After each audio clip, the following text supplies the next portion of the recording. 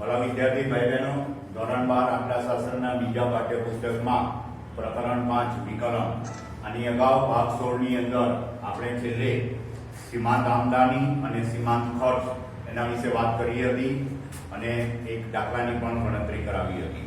હવે આ ભાગ 17 ની અંદર એક ઉદાહરણ 27 એની અંદર અહીંયા બીજાની માંગનું વિધેય આપેલું છે p બરાબર 150 - 4x હોય અને બીજાની માંગ 3 હોય ત્યારે સીમાંત આમદની શોધો એવું કહ્યું છે. બરાબર, એટલે સીમાંત આમદની શોધો એ રીતે આપણે શોધવાની છે. માંગનું વિધેય આપેલું છે. બરાબર, તો આમદની વિધેય આપણને આપ્યું નથી. માંગનું વિધેય p 150 - 4x એટલે માંગનું વિધેય p બરાબર 150 - 4x. હવે એના ઉપરથી આમદની વિધેય શોધીએ તો આમદની વિધેય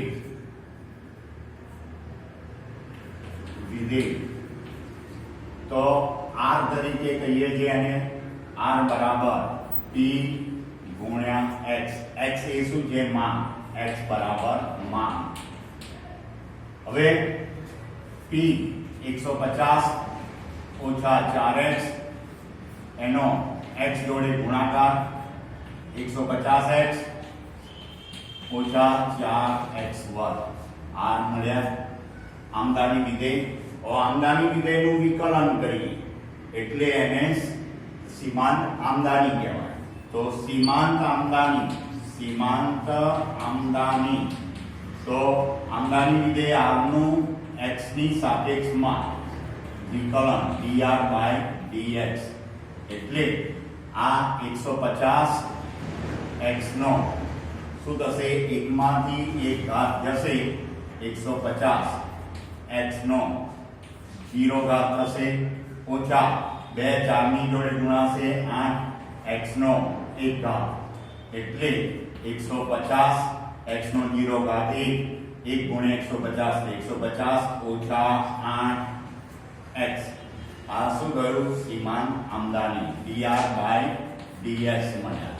હવે dr/dx જે મળ્યા એને આપણે આપણી પાસે માંગ x બરાબર 3 હોય.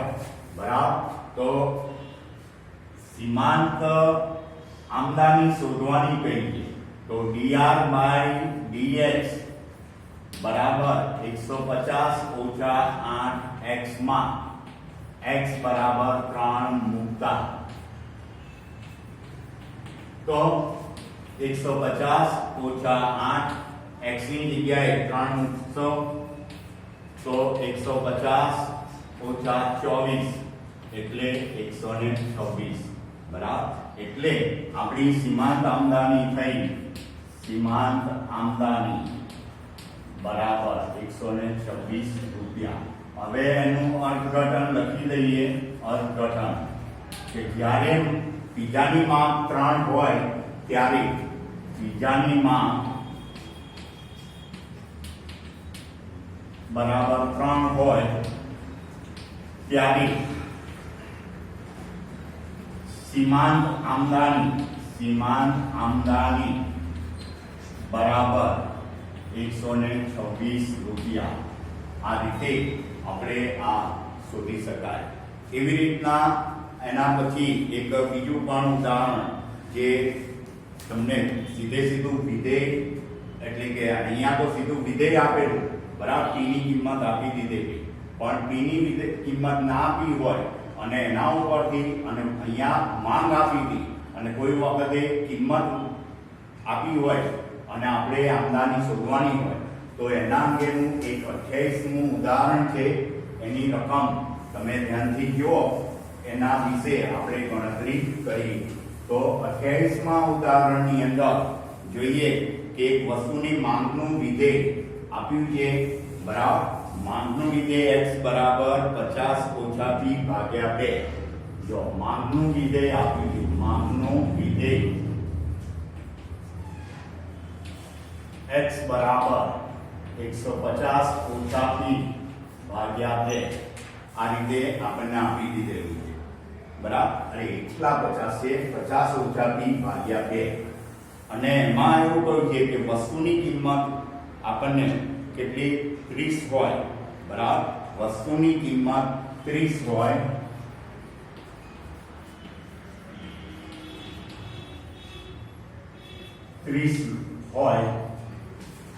ત્યારે તમને કહ્યું છે સીમાંત આમદાની શોધો.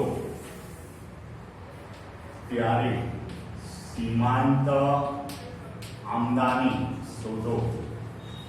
તો અહીંયા આગળ આપણે માંગનું વિધેય x આપેલું છે, એના ઉપરથી એનો p વિધેય આપ્યું નથી. જો બરાબર ધ્યાન રાખજો, ગયા દાખલામાં તમને p વિધેય આપી દીધેલું હતું. બરાબર. અહીંયા x બરાબર 50 ઓછા p ભાગ્યા 2. હવે આજે x ની જોડે ગુણાશે એટલે 2x બરાબર 50 ઓછા p. p એને સૂત્રનો કરતા બનાવીએ તો ઓછા p આ બાજુ લાવીએ તો p બરાબર 50 માઈનસ p નો પ્લસ થઈ ગયો 50 ઓછા 2x p તરીકે આ રીતના મળી ગયા. હવે આમદાની વિધેય મેળવી લઈએ. આમદાની વિધેય r બરાબર p ગુણ્યા x. તો p એટલે 50 ઓછા 2x ગુણ્યા x એટલે 50 ગુણ્યા x 50x ઓછા 2x વર્ગ. આ રીતે r મળ્યા એટલે r આપણો જવાબ આવ્યો 50x ઓછા 2x વર્ગ. બરાબર. હવે આ r નું x ની સાપેક્ષમાં વિકલન એટલે સીમાંત આમદાની કહેવાય. તો સીમાંત આમદાની તો dr/dx એટલે આનું વિકલન કરીએ 50x બરાબર એ જે આપણે dr/dx મેળવ્યા એની અંદર તો dr/dx મેળવીશું તો શું થશે 50x નો 1 ઓછાઈ એટલે x નો 0 ઘાત ઓછા 2 દુ 4 x નો 2 ઓછાઈ 1 ઘાત એટલે 50 x નો 0 ઘાત 1 ઓછા 4x આ dr/dx મળ્યા. બરાબર. હવે આપણને અહીંયા આગળ જો આ પ્રશ્ન કર્યો છે કે p બરાબર વસ્તુની કિંમત 30 હોય. હવે p 30 હોય ત્યારે x કેટલા એ શોધવા પડે અને એ x જે આવે એ આની અંદર મૂકવા પડે. એટલે વસ્તુની કિંમત 30 તો x બરાબર 50 ઓછા p ભાગ્યા 2 માં બરાબર p બરાબર કિંમત એટલે પ્રાઇસ નો p બરાબર 30 મૂકતા તો અહીંયા આગળ 50 ઓછા p તરીકે 30 ભાગ્યા 2 તો 50 માંથી 30 બાદ કરશો તો 20 ભાગ્યા 2 તો કેટલા આવશે 10. એટલે x 10 મળ્યા. x એટલે मान. બરાબર. તો જો અહીંયા આગળ ડાયરેક્ટ x નતો આપ્યો, ગયા દાખલામાં x સીધો આપી દીધેલો કે બીજાની માપ 3 હતી એટલે x આપેલો. હવે અહીંયા કિંમત આપેલી, કિંમત ઉપરથી આપણે x માપ શોધી કાઢી અને શોધવાનું શું કરવું છે સીમાંત આમદાની. તો હવે સીમાંત આમદાની તો જે સીમાંત આમદાનીની વિધેય મળ્યું એટલે એની સીમાંત આમદાનીનું આપણને 50 ઓછા 4x મળી. એમાં 50 ઓછા 4x માં x બરાબર 10 મૂકતા તો 50 ઓછા 4 x ની જગ્યાએ 10 એટલે 50 ઓછા 40 એટલે 10 રૂપિયા. બરાબર. એટલે વસ્તુની કિંમત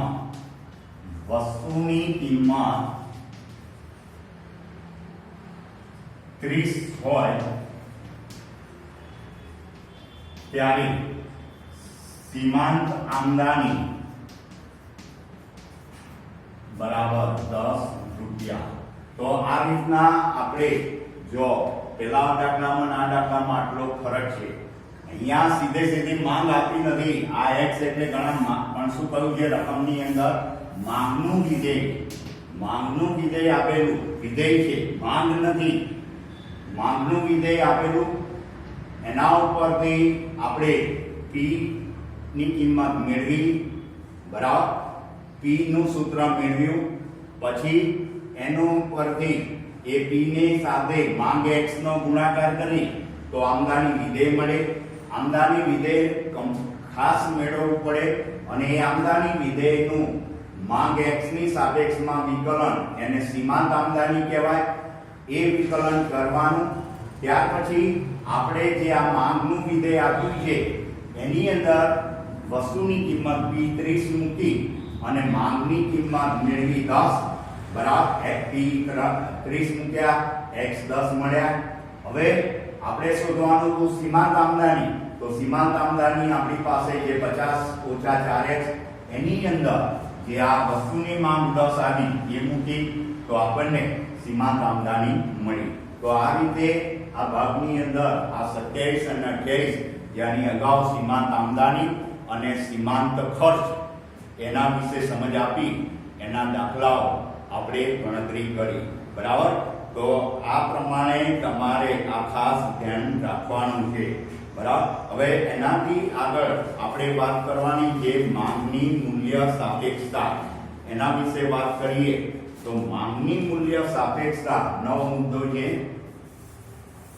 જો હવે સ્વાધ્યાયની અંદર તમારે આવા જે કઈ દાખલા હોય, બરાબર, સીમાંત ખર્ચ, સીમાંત આવક, સીમાંત આમદાની શોધવાના એવા દાખલાઓ ગણજો, બરાબર. એટલે એ સ્વાધ્યાય 5 ની અંદર તમારે એવા રકમો મળી રહેશે. હવે માંગની મૂલ્ય સાપેક્ષતા નવો મુદ્દો, માંગની મૂલ્ય સાપેક્ષતા. તો માંગની મૂલ્ય સાપેક્ષતા શું છે એના વિશે વાત કરીએ તો આપણે માંગ અને વસ્તુનો ભાવ આ બેમાં એકબીજાનો સંબંધ જોઈએ કે વસ્તુની કિંમત અને માંગ, કિંમતમાં ફેરફાર થાય તો માંગમાં પણ ફેરફાર થાય છે, પણ એ બે વચ્ચેનો જે ફેરફાર જોઈએ તો વિરુદ્ધ દિશામાં હોય છે. અમુક સંજોગોમાં તમે જુઓ કે વસ્તુનો ભાવ વધે તો માંગમાં ઘટાડો થાય, વસ્તુની કિંમતમાં ઘટાડો થાય તો માંગમાં વધારો. પણ દરેક પરિસ્થિતિમાં, બધી પરિસ્થિતિમાં આવો વિરુદ્ધ ફેરફાર હોય એવું હોતું નથી. ઘણા સંજોગોમાં આપણે જોઈએ તો હા, જીવન જરૂરી ચીજ વસ્તુઓ હોય અને એ જીવન જરૂરી ચીજ વસ્તુઓની કિંમતમાં વધારો થાય તો માંગમાં એટલો બધો ઘટાડો થતો નથી, કારણ કે જે જોઈએ એ તો જોઈએ. એટલે એવામાં એવો વિરુદ્ધ દિશામાં બહુ ફેરફાર હોતો નથી. પણ મોજશોખની વસ્તુઓની કિંમતમાં જો વધારો થાય, મોજશોખની વસ્તુઓની કિંમતમાં વધારો થાય તો માંગમાં ઘટાડો થાય છે. એટલે આ વસ્તુની કિંમતમાં ફેરફાર થવાથી માંગની કિંમતમાં જે પ્રમાણમાં ફેરફાર થાય છે એનો અભ્યાસ કરવા માટે આપણે માંગની મૂલ્ય સાપેક્ષતાનો અભ્યાસ કરવો પડે, બરાબર. અને એના ઉપરથી જે માંગમાં ટકાવારી ફેરફાર થાય, બરાબર, માંગમાં થતા ટકાવારી ફેરફાર અને એની કિંમતમાં થતા ટકાવારી ફેરફાર એ બેનો ગુણોત્તર લઈએ તો આપણને માંગની મૂલ્ય સાપેક્ષતા આપણને મળે છે, બરાબર. એટલે માંગની મૂલ્ય સાપેક્ષતા એનો અર્થ લેવો હોય એની વ્યાખ્યા તો માંગમાં થતો ટકાવારી ફેરફાર અને કિંમતમાં થતો ટકાવારી ફેરફાર એ બેનો ગુણોત્તર. હવે આ ફેરફાર આપણે કહ્યું શરૂઆતમાં કે વસ્તુની કિંમત અને માંગ એ બેમાં થતો ફેરફાર એ કેવો છે? વિરુદ્ધમાં. એટલે એ ગુણોત્તરનું ચિહ્ન આપણે કેવું લેવું પડે? ઋણ. એટલે માંગની મૂલ્ય સાપેક્ષતા એના માટે આપણે ઋણ ગુણોત્તર લેવું પડે. કોના બેનો ગુણોત્તરની વાત કરી તો માંગમાં થતો ટકાવારી ફેરફાર અને કિંમતમાં થતો ટકાવારી ફેરફાર, બરાબર. એટલે માંગની મૂલ્ય સાપેક્ષતાનું સૂત્ર થશે માંગમાં થતો ટકાવારી ફેરફાર